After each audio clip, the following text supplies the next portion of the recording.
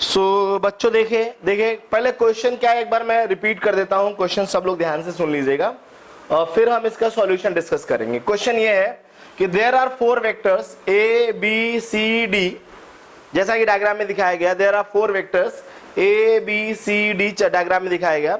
ए और बी के बीच में 90 डिग्री एंगल है, बी और सी के बीच में 45 डिग्री एंगल है, और ए और डी के बीच में 135 डिग्री एंगल है। ए बी सी डी का जो मैग्नीट्यूड है वो गिवन है, mod of A that is 2, mod of B that is 3 and mod of C that is 2√2 and mod of D is equal to 3√3। Calculate करना है resultant vector. सो ये 4 vector है, इन सबका रिजल्टेंट हमें फाइंड आउट करना है बच्चों। सो रिजल्टेंट कितना होगा, किस डायरेक्शन में होगा, ये कैलकुलेट करना हमें। सो हमने बताया था कि जब भी हमारे पास वेक्टर बहुत ज्यादा हो, हम लोग क्या करते हैं, यूज करते हैं कंपोनेंट मेथड। तो हम लोग यहाँ पर यूज करेंगे बच्चों कंपोनेंट मेथड। तो कंपोनेंट मेथड से हम इस वेक्टर को क्या करेंगे, सॉल्व करेंगे, इस एडिशन को सॉल्व करेंगे। सो हम लोग बात करते हैं, देखिए हम लोग यहाँ पर लिखेंगे by component method, by component method. मैं सॉल्व कर रहा हूं बच्चों, उसके बाद जिसका सही होगा मेरे को बता देगा कि सर मैंने सही किया था ना। मैं सॉल्व कर देता हूं। देखिए पहले सब लोग कंपोनेंट मेथड। सो हम लोग इसमें एक्स कंपोनेंट और वाई कंपोनेंट बनाएंगे। तो एक्स वाई को बनाने के लिए सबसे पहला स्टेप क्या होता है बच्चा लोग, सबसे पहले हम एक्स एक्सिस और वाई एक्सिस बनाते हैं। Let this is X axis and this is Y axis. X axis और वाई एक्सिस के बीच में 90 डिग्री एंगल होता है बच्चा लोग, जैसा यहाँ पर दिखाया गया है। देखिए एक्स एक्सिस और वाई एक्सिस, ये हमने पीछे की तरफ माइनस की वजह से दिखाया है। Y axis minus of axis, X axis minus of X axis, ऐसा लिखा हमने बच्चा लोग ना। कंपोनेंट ब्रेक करेंगे। अच्छा, जो वेक्टर ऑलरेडी एक्स एक्सिस में है उसका वाई में कोई कंपोनेंट नहीं जाएगा बच्चों, क्योंकि अगर ले भी जाएंगे आप तो 90 डिग्री है, ए cos 90 हो जाएगा 0। तो ए का कंपोनेंट सिर्फ एक्स में होगा और बी का कंपोनेंट सिर्फ वाई में होगा, क्योंकि बी का कंपोनेंट भी एक्स में नहीं आएगा, क्योंकि अगर आप लाएंगे भी तो यहां से बी cos 90 वो भी 0 हो जाएगा। 2 ऐसे वेक्टर है जिनके कंपोनेंट तोड़ने हैं, एक तो सी और एक दूसरा डी, इनके कंपोनेंट तोड़ने हैं। बाकी ए ऑलरेडी एक्स पर है और बी ऑलरेडी वाई पर है। अगर आपको समझ आए तो ठीक है, नहीं ये बात मान लीजिए कि जो वेक्टर ऑलरेडी एक्सिस पे होते हैं उनके कंपोनेंट नहीं ब्रेक करने हैं। जो वेक्टर ऑलरेडी एक्सिस पे होते हैं उनके कंपोनेंट नहीं ब्रेक करने हैं बच्चों। सो इसके कंपोनेंट नहीं ब्रेक करेंगे। सी का कंपोनेंट तोड़ेंगे, तोड़ देते हैं, 2 कंपोनेंट तोड़ते हैं। देखिए तोड़िए, सी है, इधर एंगल है तो एंगल की तरफ कॉस, और जिधर एंगल नहीं है उधर साइन। सी का कंपोनेंट, जिधर एंगल, ध्यान, जिधर एंगल है उधर कॉस, जिधर एंगल नहीं है उधर साइन। तो इधर का कंपोनेंट कितना हो जाएगा बच्चों, इधर वाला कंपोनेंट आएगा, इधर वाला सी का, सी cos 45। लेकिन ये y एक्सिस का कंपोनेंट है क्योंकि y के डायरेक्शन में है। और c का इधर कंपोनेंट आएगा c sin, देखिए आएगा यहां से c sin 45, c sin 45 बच्चों, इधर आएगा sin 45। ये माइनस एक्स में है, तो इस c के 2 कंपोनेंट तोड़ लिए, एक इधर cos इधर sin परपेंडिकुलर में। अब बात आता है d का। डी का कंपोनेंट तोड़ने के लिए कोई ना कोई या तो एक्स एक्सिस या वाई एक्सिस से एंगल मिलना चाहिए। अच्छा बोलिए, यहां से लेके यहां तक 135 डिग्री है बच्चों। एक्स एक्सिस और माइनस वाई एक्सिस के बीच में 90 डिग्री होता है, तो इधर 90 निकाल दीजिए 135 में से, तो ये बचेगा कितना, ये जो बचेगा वो कितना बचेगा, 45 डिग्री। सो डी के 2 कंपोनेंट होंगे बच्चा लोग। एक तो एंगल की तरफ अगर आप जाएंगे तो कॉस, इधर आएगा डी cos 45, एंगल की तरफ, जिधर एंगल नहीं है उधर आएंगे तो इधर वाला कंपोनेंट कितना आ जाएगा, d sin 45। ये कंपोनेंट तोड़ दिए मैंने। d के 2 कंपोनेंट तोड़ दिए, x और y में, x और y में। c के कंपोनेंट तोड़ दिए x और y में, तो जिसके कंपोनेंट थे तोड़ दिए। बच्चा लोग कंपोनेंट हमेशा इस लाइन के एक इधर आएगा और दूसरा इधर आएगा, और इन दोनों के बीच में एक इधर आएगा दूसरा इधर, इन दोनों के बीच में 90 डिग्री होना चाहिए। इसी को हम रेक्टेंगुलर कंपोनेंट्स कहते हैं, और हमने ऐसा कर दिया। यहाँ पर सबके कंपोनेंट तोड़ दिए, बस अब हमें लिखना है बच्चों, लिखना है कंपोनेंट। सो हमने यहां लिखा बच्चा लोग एक्स कंपोनेंट। एक्स कंपोनेंट अगर लिखे तो एक्स में जो हो है उस सबको लिखेंगे हम। एक्स में जो होगा हम सबको लिखेंगे बच्चों। सो एक्स में जो है वो हम लिख रहे हैं यहां पर। सनु आवाज कम करो बेटा, रिकॉर्डिंग चल रहा है। देखिए x इक्वल टू हो जाएगा बच्चा लोग x में, एक तो a वेक्टर ऑलरेडी x, ये पिक्चर में बहुत ध्यान से पिक्चर देखिए नहीं तो कुछ समझ नहीं आएगा। a वेक्टर ऑलरेडी x में है, a तो a है x में, अगर वो प्लस में रहेगा तो प्लस और माइनस में रहेगा तो माइनस लिखते चले। चलो एक आ गया a, अच्छा और कौन है x, और इस डायरेक्शन में कोई है a के अलावा? आंसर है सर इधर कोई नहीं है, इधर पीछे है, पीछे दो लोग हैं, एक c sin 45 है, एक d sin 45 है, दोनों पीछे है मतलब दोनों माइनस होंगे। इसका मतलब minus c sin 45 and minus d sin 45। ये दो माइनस x में थे इसलिए दोनों माइनस लिखा बच्चों, ये दोनों माइनस में है इसलिए माइनस लिखा। अब बताइए x कंपोनेंट कितना आएगा बच्चा लोग, वैल्यूज डाल दीजिए सबका। a का वैल्यू 2, c का वैल्यू है 2√2, ये बच्चा लोग sin 45 1/√2 होता है, d है 3√2, sin 45 1/√2 होता है। फाइनली अगर हम सॉल्व करें बच्चों इसे, सो आंसर आएगा 2 - 2 - 3, सो फाइनली आ गया -3, x कंपोनेंट आया -3 बच्चा लोग। सिमिलरली हम लोग निकालेंगे y कंपोनेंट, सो जो y कंपोनेंट आएगा, y कंपोनेंट ry, वो कितना लिखेंगे? y कंपोनेंट भी इसी पिक्चर से देख के लिखना है। y एक्सिस में जाइए, y एक्सिस में, इधर y एक्सिस में आइए तो देखिए दो लोग हैं, एक तो b है और एक c cos 45 है, एक b है और एक c cos 45 बच्चों। तो b और c cos 45 दोनों एक ही डायरेक्शन में है, तो ये आएगा आपका b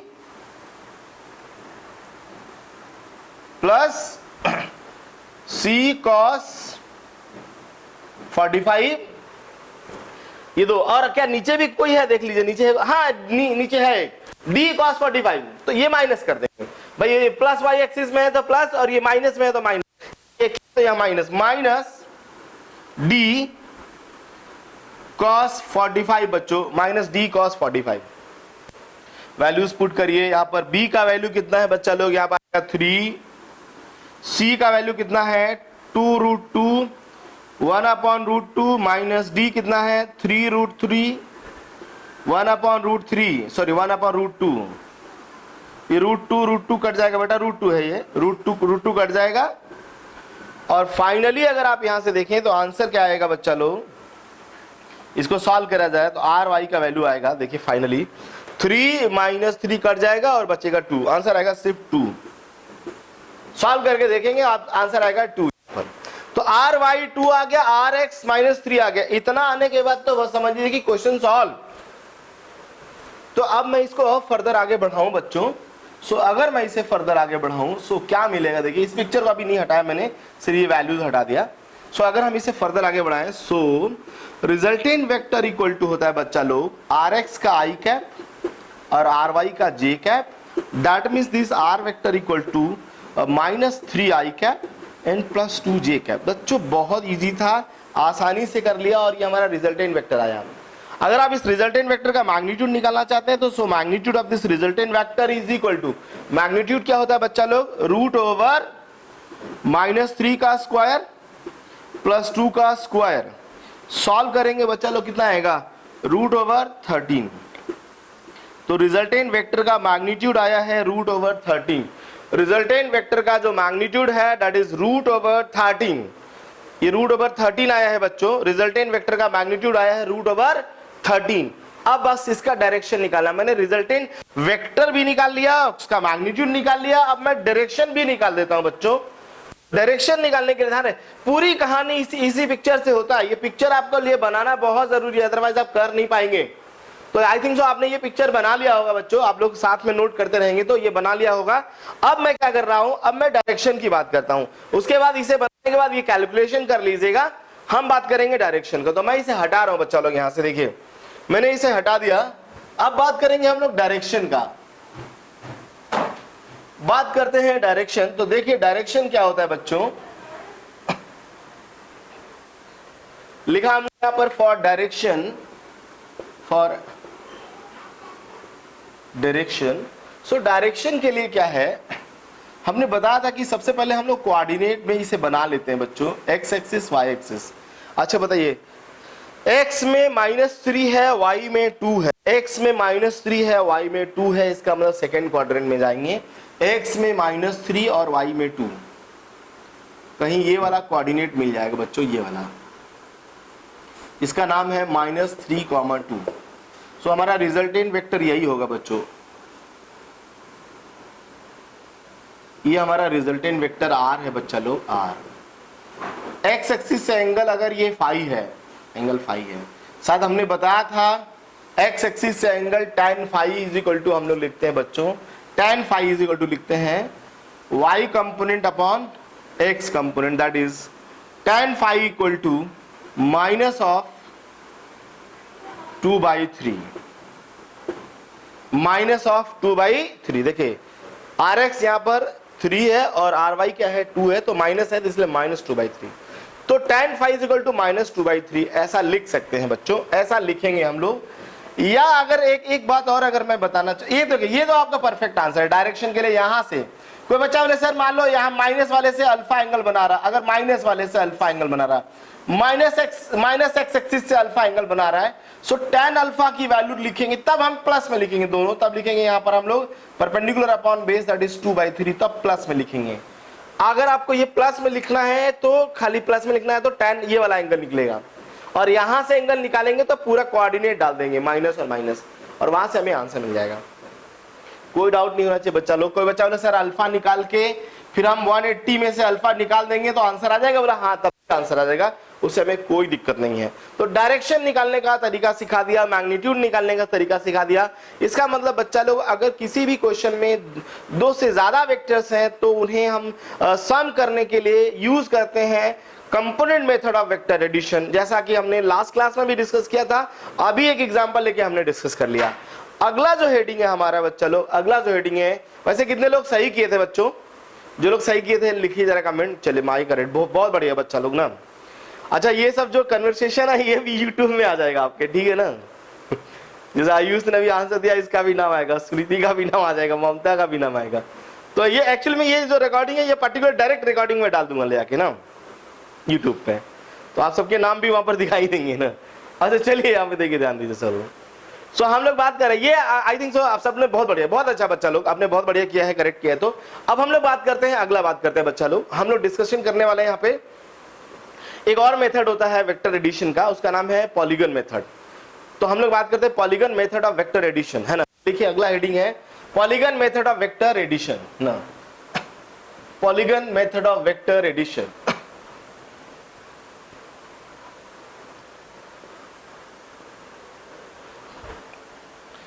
सो चलिए polygon method of vector addition बच्चों,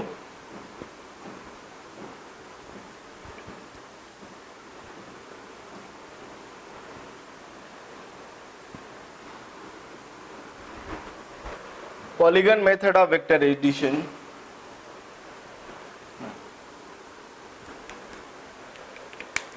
देखिए बच्चा लोग,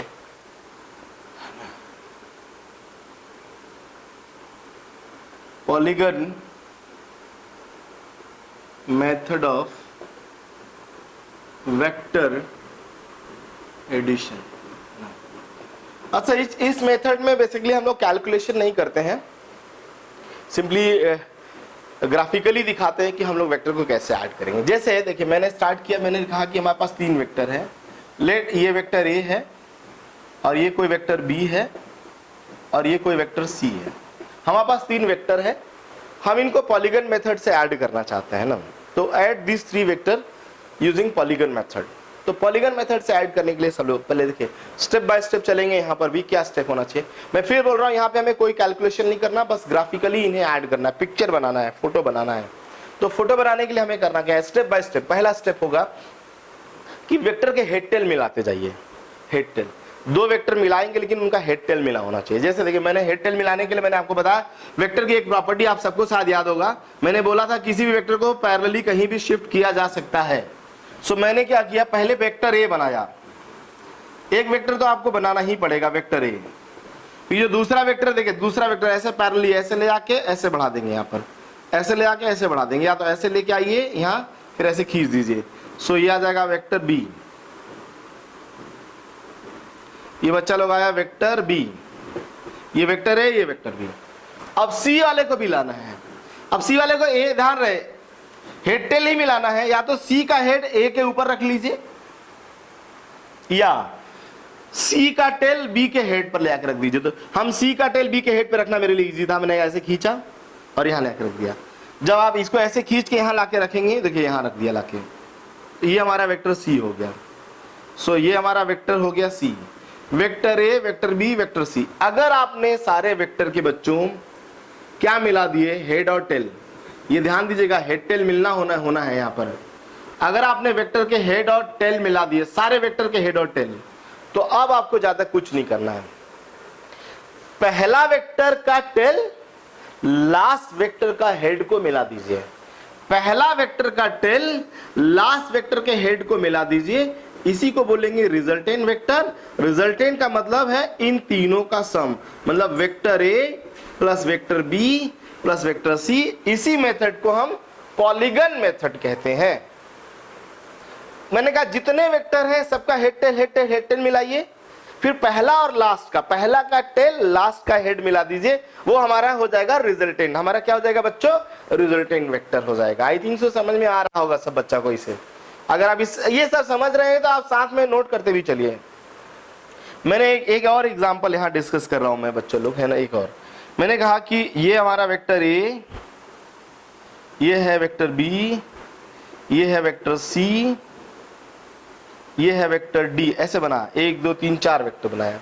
मैंने कहा रिजल्टेंट ड्रॉ करिए, इन चारों का रिजल्टेंट बनाइए, रिजल्टेंट। तो सबसे पहले आपको क्या करना है बच्चों, सबसे पहले आपको करना है, अगर आपको रिजल्टेंट चाहिए, आप सब जगह यहां पर आइए, देखिए क्या मिला, हेड टेल।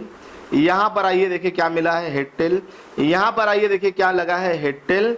सो रिजल्टेंट, अब देखिए head tail head tail head tell, tension खत्म। अब रिजल्टेंट हमेशा पहला के टेल से लास्ट के हेड की तरफ जाना चाहिए, तो पहले के टेल से लास्ट के हेड की तरफ जाएगा, इसी का नाम रिजल्टेंट होगा। और इस रिजल्टेंट को आप लिख सकते हैं vector A plus vector B plus vector C plus vector D, ऐसे लिख सकते हैं बच्चों। इसमें कहीं कोई दिक्कत नहीं होना चाहिए किसी को। चले मैं एक और एग्जांपल कर रहा हूं, और एक एग्जांपल लिखता हूं, यहाँ पे एक और एग्जांपल लिखता हूं बच्चा लोग, देखिए।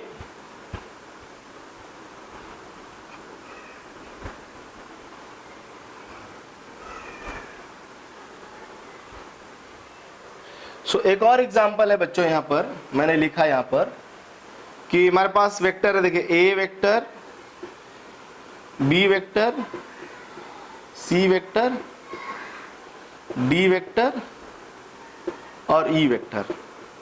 इन सब का आपस में रिलेशन लिख पाएंगे क्या हम लोग, इन सबको आपस में रिलेट कर पाएंगे, ए बी सी डी। कौन रिजल्टेंट है इसमें, क्या हम लोग यहाँ पर लिख सकते हैं बच्चे लोग, कौन रिजल्टेंट है इसमें। इसमें देखिए यहाँ पर, देखिए यहाँ पर हेड टेल मिला है, यहाँ भी हेड टेल मिला है, यहाँ भी हेड टेल मिला है, यहाँ भी हेड टेल मिला है और यहाँ भी हेड टेल मिला है। अच्छा, जब भी ऐसा सिचुएशन आए ना, इसको बोलते हैं हम लोग साइक्लिक फॉर्म। क्या बोलते हैं इसे हम लोग, जब भी सब जगह हेड टेल हो उसका नाम होता है साइक्लिक फॉर्म। इसको बच्चे बोलते हैं हम लोग साइक्लिक फॉर्म। और जब भी कभी साइक्लिक फॉर्म में वेक्टर हो बेटा, जब भी कभी साइक्लिक फॉर्म में वेक्टर हो, आपको ये लिखना होता है वेक्टर ए, जितने भी वेक्टर होंगे, plus B, vector C plus vector D plus vector E is equal to 0, null vector. जब वेक्टर साइक्लिक फॉर्म में लूप बनाते हैं तो हमेशा आंसर आता है नल वेक्टर। तो इन सबको सम करेंगे तो नल वेक्टर। अभी अभी बच्चे बोलेंगे सर अभी तो आप सिखा रहे थे कि हेड टेल मिला हो तो हम इस ई को रिजल्टेंट बोलेंगे। मैं आपको बताऊं, मैं लिख रहा हूं, देखिए लिखा मैंने vector A plus vector B plus vector C plus vector D equal to minus of E. देखिए मैं फिर बोल रहा हूं, ये ई रिजल्टेंट नहीं है। यहाँ पर आप देखिए रिजल्टेंट कैसे चलता है, बोले रिजल्टेंट, मान लो ये पहला वेक्टर, दूसरा वेक्टर, तीसरा वेक्टर, चौथा वेक्टर, रिजल्टेंट कैसे चलता है, पहला का टेल से इसके हेड की तरफ। मतलब अगर आप रिजल्टेंट ड्रॉ करते तो रिजल्टेंट ऐसा आता बच्चा, रिजल्टेंट ऐसा आता, ऐसा। और ये रिजल्टेंट और ई वेक्टर इक्वल तो है लेकिन ऑपोजिट है। इसका मतलब इस पिक्चर में ये बात क्लियर है कि जो रिजल्टेंट वेक्टर है वो माइनस ऑफ ई है। रिजल्टेंट वेक्टर क्या है, माइनस ऑफ ई। और यहाँ देखिए आ भी रहा है, देखिए रिजल्टेंट जो है वो माइनस ऑफ ई है। मतलब this is also equal to, आप रिजल्टेंट वेक्टर लिख सकते थे A vector plus B vector plus C vector plus D vector का रिजल्टेंट इज इक्वल टू, ध्यान रहे यहां पे देखिए आर वेक्टर हो गया, ये is equal to R vector and this R equal to minus of E, वो यहां से भी प्रूफ हो जाता है। मतलब अगर कभी साइक्लिक फॉर्म बन जाए, पूरा साइक्लिक फॉर्म, तब उस केस में टोटल का सम 0 हो जाएगा। कोई भी एक भी बदल दे, कोई भी एक बदल दे, तो ध्यान ये सब सम करके किसी भी एक के माइनस के बराबर हो सकता है, किसी भी एक के माइनस के बराबर हो सकता था, ये किसी भी एक के माइनस के बराबर हो सकता है। तो बच्चा लोग बस इतना ध्यान रखना कि जो हमारा रिजल्टेंट होता है वो टेल से हेड जाना चाहिए। हेड से टेल आ रहा है तो वो हमारा रिजल्टेंट नहीं होगा। अगर टेल से हेड जाएगा तो रिजल्टेंट होगा, अगर हेड से टेल आएगा तो वो हमारा रिजल्टेंट नहीं होगा। और पॉलीगन मेथड में कुछ नहीं करना होता है, जो रिजल्टेंट होता है वो एक पॉलीगन बना लेता है, इसलिए इसका मेथड का नाम रखा है पॉलीगन। जैसे ट्रायंगुलर मेथड रखा गया है वैसे पॉलीगन मेथड। ट्रायंगुलर मेथड में 2 ही वेक्टर होना था तभी ट्रायंगल बनता है, पॉलीगन में 2 से ज्यादा अगर वेक्टर है तब हम लोग बात करते हैं पॉलीगन मेथड। तो ट्रायंगुलर मेथड का ही एक्सपेंडेड फॉर्म है ये, जिसमें हम कैलकुलेशन नहीं करते, खाली पिक्चर बना के दिखाते हैं कि वेक्टर एडिशन क्या होता है। आई थिंक सो बच्चा लोग ये बात आप सबको समझ में आ गया होगा और आप इसे नोट भी कर लेंगे। हम थोड़ा और आगे बढ़ना चाहते हैं इसको लेके ना बच्चों, मैं थोड़ा और आगे बढ़ना चाहता हूँ। सो देखिए मैं थोड़ा और आगे बढ़ता हूँ, यहाँ पे हटा रहा हूँ, इसको हटा दूं ना मैं, देखिए। सो अगला जो हेडिंग है बच्चा लोग, हम लोग बात करेंगे अब dot product and cross product. अगला जो हेडिंग होगा उसमें हम लोग डॉट प्रोडक्ट और क्रॉस प्रोडक्ट का बात करेंगे। तो वेक्टर का डॉट प्रोडक्ट और वेक्टर का क्रॉस प्रोडक्ट डिस्कशन करना है। सो मैं हटा रहा हूँ इसको बच्चों, इसके बाद आगे बढ़ूंगा ना। वेक्टर का डॉट प्रोडक्ट और वेक्टर का क्रॉस प्रोडक्ट डिस्कस करेंगे बच्चों हम इसके बाद ना। वेक्टर का डॉट प्रोडक्ट और वेक्टर का क्रॉस प्रोडक्ट, चलिए नोट करते रहे, तब तक हम ये हेडिंग तो बदल दे कम से कम। देखिए सो अगला हेडिंग है मल्टीप्लिकेशन इन वेक्टर, है ना। अगला हेडिंग है बच्चों मल्टीप्लिकेशन इन वेक्टर।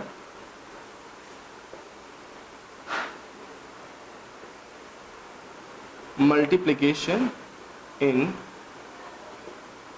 वेक्टर, है ना। हेडिंग है बच्चा लोग मल्टीप्लिकेशन इन वेक्टर।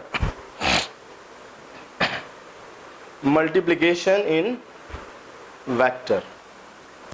सो देखिए, अच्छा हम वेक्टर में मल्टीप्लिकेशन का बात करते हैं, वेक्टर में मल्टीप्लिकेशन का बात करते हैं बच्चों। सो वेक्टर में कैसे मल्टीप्लिकेशन होता है, देखिए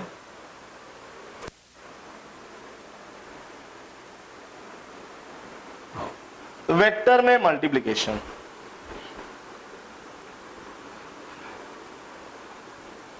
सो वेक्टर में हम मल्टीप्लिकेशन को 2 कैटेगरी में बांटते हैं बच्चों। Vector multiplication basically divided into the 2 category. This is divided into 2 category है। वेक्टर मल्टीप्लाइड बाई, पहला कैटेगरी है vector multiplied by, vector multiplied by scalar number,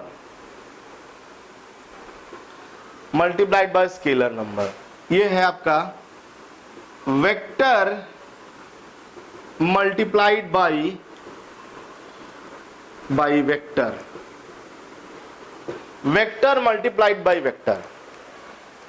multiplication in vector को हम बेसिकली 2 कैटेगरी में बांटते हैं। एक है आपका vector multiplied by scalar number और दूसरा है वेक्टर मल्टीप्लाइड बाय वेक्टर। और vector multiplied by scalar number already discuss हो चुका है बच्चों, शायद आपको याद होगा।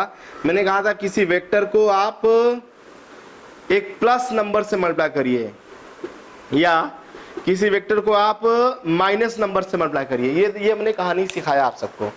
ये देखिए, ये एक वेक्टर हो गया, ये स्केलर हो गया। एक वेक्टर एक स्केलर जब मल्टीप्लाई होते हैं, मैंने बताया था, याद होगा शायद आपको, अगर आप 2 से मल्टीप्लाई करते हैं तो वेक्टर का मैग्नीट्यूड डबल हो जाएगा। अगर आप प्लस से मल्टीप्लाई करते हैं तो डायरेक्शन चेंज नहीं होगा। लेकिन अगर आप -2 से मल्टीप्लाई करते हैं तो वेक्टर का एम्पलीट्यूड वेक्टर का मैग्नीट्यूड डबल होगा और डायरेक्शन उसका रिवर्स हो जाएगा, ऑपोजिट हो जाएगा। ये बात भी डिस्कस किया था, डायरेक्शन ऑपोजिट हो जाएगा और मैग्नीट्यूड डबल हो जाएगा। ये डिस्कशन हुआ था बच्चा लोग, ये डिस्कशन किया था हम लोगों ने। तो ये वाला पोर्शन ऑलरेडी डिस्कस्ड है ना, दैट विल बी डिस्कस्ड, है ना। ये डिस्कस किया था जब हम प्रॉपर्टीज पढ़ा रहे थे, तभी हमने ये डिस्कस कर लिया था। हम इसकी बात करेंगे यहाँ पर हमें मोस्टली जो बात करना वो इसके लिए बात करना बच्चों, जब वेक्टर और वेक्टर मल्टीप्लाई होंगे तो ये वाला आई थिंक जो डिस्कस कर लिया हमने। अब हम इसकी बात करते हैं बच्चों। देखिए जब वेक्टर और वेक्टर मल्टीप्लाई होते हैं तो हम इसको दो कैटेगरी में बांटते हैं। Vector vector multiplication is further divide into two category. एक का नाम है डॉट प्रोडक्ट, डॉट प्रोडक्ट, इसको दूसरा नाम स्केलर प्रोडक्ट भी होता है।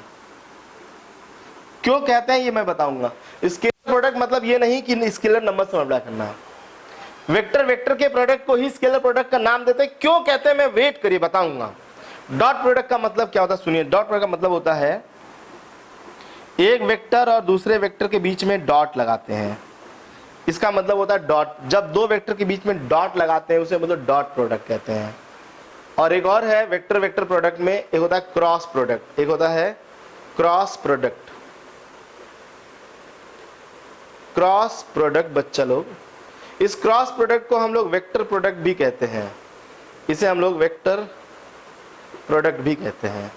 और वेक्टर प्रोडक्ट में बच्चों हम लोग एक वेक्टर को दूसरे वेक्टर के बीच में कौन सा साइन लगाते हैं, क्रॉस साइन लगाते हैं। जब दो वेक्टर के बीच में क्रॉस साइन हो तो उसे क्रॉस प्रोडक्ट कहते हैं। जब दो वेक्टर के बीच में डॉट साइन हो उसे डॉट प्रोडक्ट कहते हैं। डॉट प्रोडक्ट का नाम स्केलर प्रोडक्ट होता है, क्यों वेट करिएगा। क्रॉस प्रोडक्ट का नाम वेक्टर प्रोडक्ट होता है, क्यों वेट करिएगा। जब आएगा हम उस समय बताएंगे कि why it is called scalar product and why it is called vector product. और क्रॉस और डॉट में आप सुनिए, क्रॉस और डॉट में क्या हो रहा है। जैसे आपने हमने अभी तक बच्चा लोग जो भी पढ़ा होगा, कभी कभी ऐसा पढ़ा 2 into 2, अब हमेशा बोलते हैं सर आंसर 4 आएगा। मैंने कहा 2 क्रॉस 2 आंसर बोलते हैं, अरे सर एक ही बात है 4 आएगा, एक ही बात, ऐसे बोलते हैं ना एक ही बात। जैसे 5 into 5 बोला 25, 5 क्रॉस 5 बोला 25। मैंने कहा दोनों अलग बात है, बोला नहीं सर वो दोनों एक ही बात है। लेकिन बच्चा लोग ये जो स्केलर कैलकुलेशन होता है ना उसमें दोनों एक ही बात होते हैं, लेकिन वेक्टर कैलकुलेशन में दोनों एक ही बात नहीं है, दोनों अलग अलग बातें हैं। दो वेक्टर के बीच में डॉट लगाएंगे अलग कहानी होगी, क्रॉस लगाएंगे अलग कहानी होगी। इसी वजह से हम लोग यहाँ पर ज्यादा फोकस कर रहे हैं, क्योंकि स्केलर में कभी फोकस नहीं करते थे डॉट और क्रॉस के लिए। बोला अरे एक ही बात है, मल्टीप्लाई करना है चाहे डॉट कर लीजिए चाहे क्रॉस कर लीजिए। लेकिन यहाँ पर ऐसा नहीं कर सकते बच्चा लोग, यहाँ पर दोनों एकदम डिफरेंट चीज है, दोनों डिफरेंट चीज है। इसलिए हम पर्टिकुलरली स्पेसिफाई कर करके पढ़ रहे हैं कि डॉट अलग है और क्रॉस अलग है, दोनों है मल्टीप्लीकेशन लेकिन दोनों अलग अलग है। तो बच्चा लोग सबसे पहले हम लोग स्टार्ट करेंगे यहाँ पर कौन सा, डॉट प्रोडक्ट। तो आप लोग इसे नोट कर लीजिए, हम लोग यहाँ पर डिस्कस करेंगे डॉट प्रोडक्ट, है ना। वेक्टर का डॉट प्रोडक्ट डिस्कस करने जा रहे हैं बच्चों, वेक्टर का डॉट प्रोडक्ट। सो देखिए डॉट प्रोडक्ट क्या होता है वेक्टर का, डॉट प्रोडक्ट डिस्कस करेंगे बच्चा लोग यहाँ पर, है ना।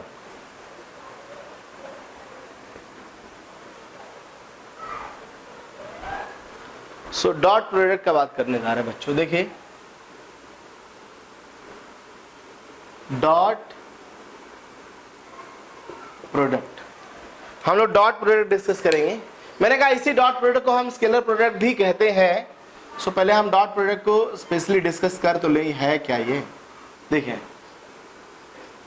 डॉट प्रोडक्ट में हम लोग लिखते हैं बच्चों यहां पर वेक्टर ए डॉट